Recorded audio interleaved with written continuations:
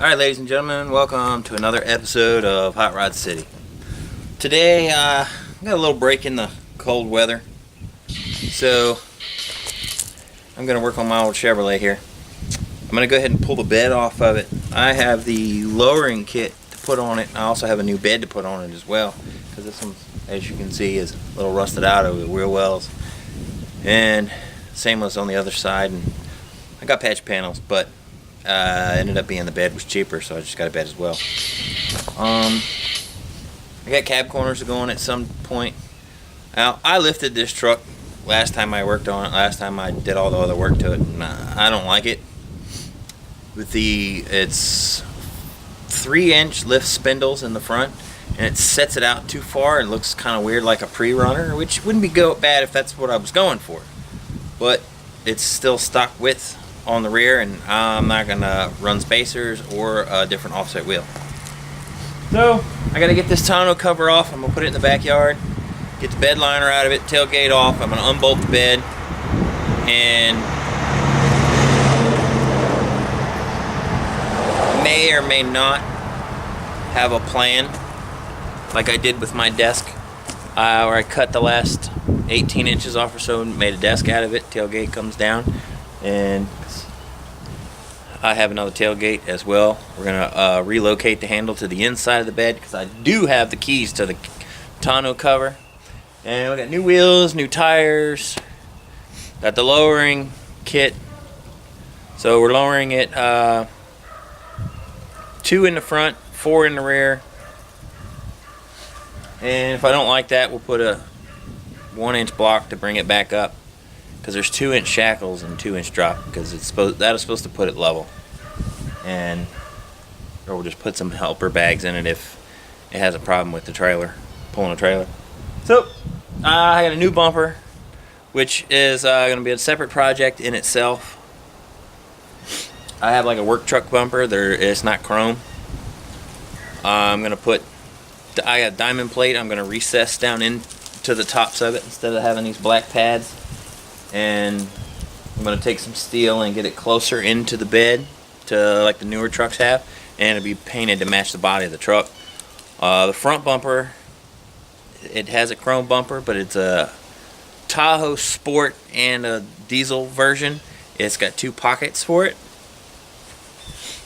I may or may not leave that chrome, depending on, I haven't gotten that far yet. So let's get to ripping this bed off. Got the tonneau cover off now. The bed liner's out of it. It's just one of them plastic drop ends. I had to drop the hitch, and I got 8 bolts out. I got the ground wire off and the wiring out of it, and the fuel door is ready to come off. Now, see if I can't blow out my O-ring and flip it off.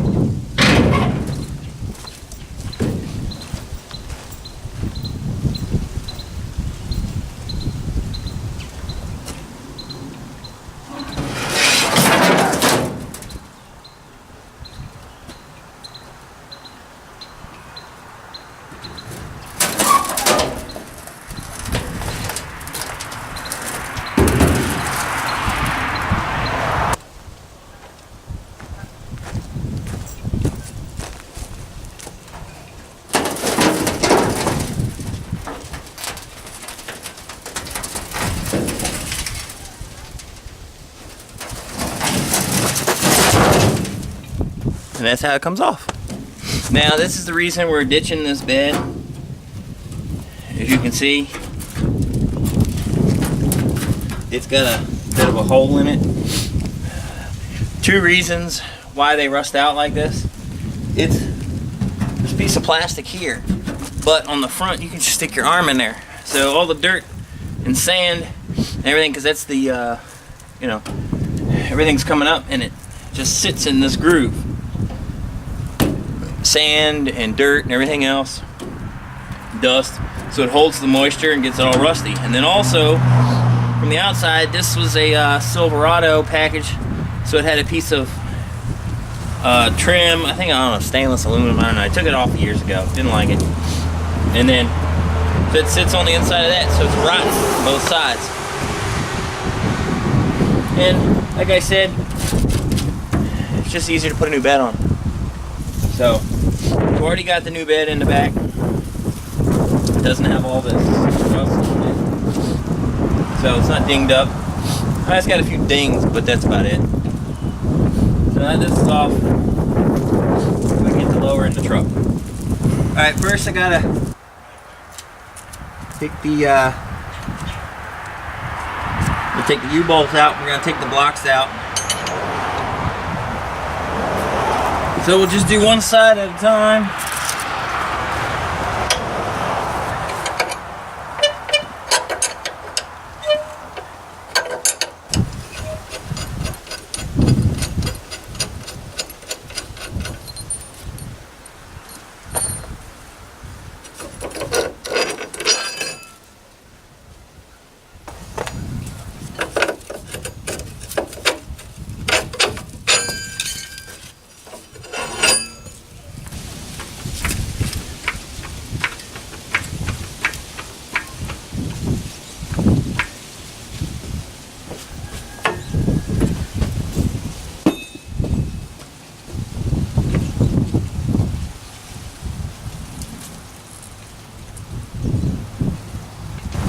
Alright, now that the lift blocks are off,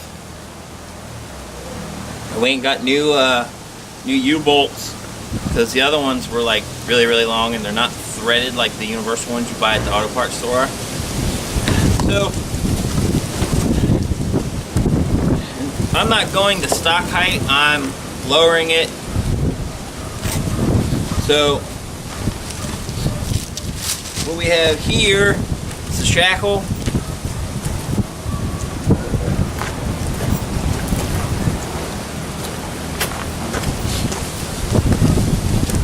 This is the old one. This is this nice shiny thing is the new one. As you can see the difference here. Now I'm going to the first hole for now. Putting in here would go even lower. I'm not really sure where I'm going with this yet, or how low it's going to be, because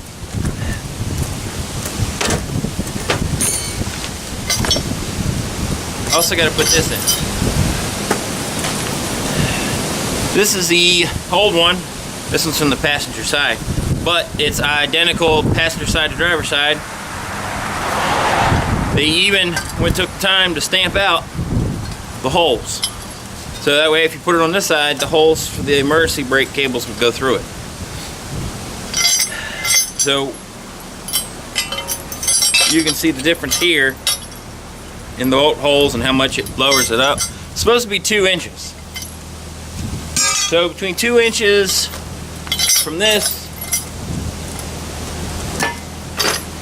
and 2 inches from the shaft, is supposed to be 4 in the rear, but we'll see how it ends up working out due to the springs, or the original springs in the truck.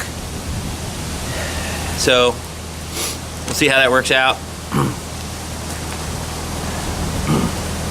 We've already taken the nuts off. I'm going to go ahead and you got to reuse the larger nuts. It comes with the hardware to bolt this to the side, because the original ones are they're riveted in. So you got to cut the rivet heads off, pry the piece off, grind it flat down, and then knock it through the frame.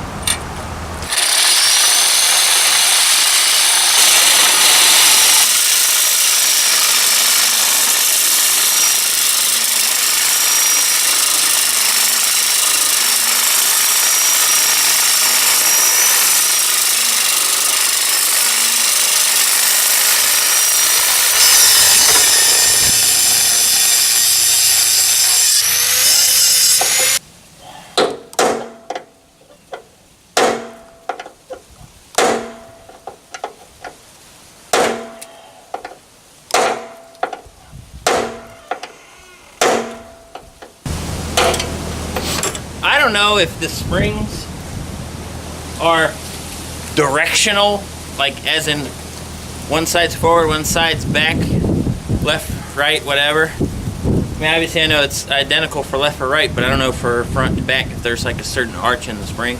So I just set it up on the frame. So that way it doesn't get turned around by accident. Some people take stuff off when we're turning it around and then, you know, it ends up getting turned around. I don't want to do that. Now this kit came with a bracket for the emergency brake. The way it is on the factory mount, where'd it go? It's just 2 holes. This larger hole just has a grommet, and I think it's the driver side line just goes through it. It doesn't actually bolt to it, or it's not mounted to it. It just rides in it. The smaller hole, on the other hand, has a spring grommet, a spring fitting ferrule, whatever you want to call it, that it locks it in, so that way it has leverage to pull through the line. The new kit came with this piece here. See how it has this groove on it? So in order to ease it and I don't have to take the whole rusted cable apart, I'm just going to go ahead and cut through it with my grinder. In order to bolt this to the frame, you have to actually notch this bracket here. This is actually the bed mount, so it just has to be notched a little bit. I already did the other side when I installed that one.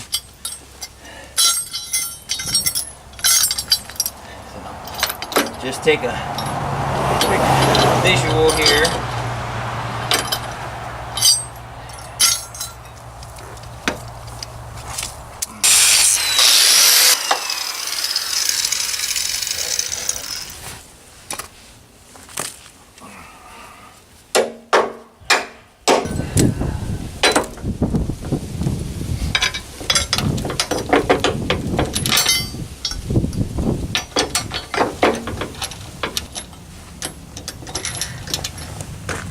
I started this rear bolt, let it hang so I could put the bolt in from the back, because I can reach in from there, but this sticks out too far and hits the frame, so the bolt's got to come this way like it originally did. So I'm just going to go ahead and crank these bolts right here down. Took me a couple of seconds, but I figured it out. The little cable, emergency brake cable, goes here.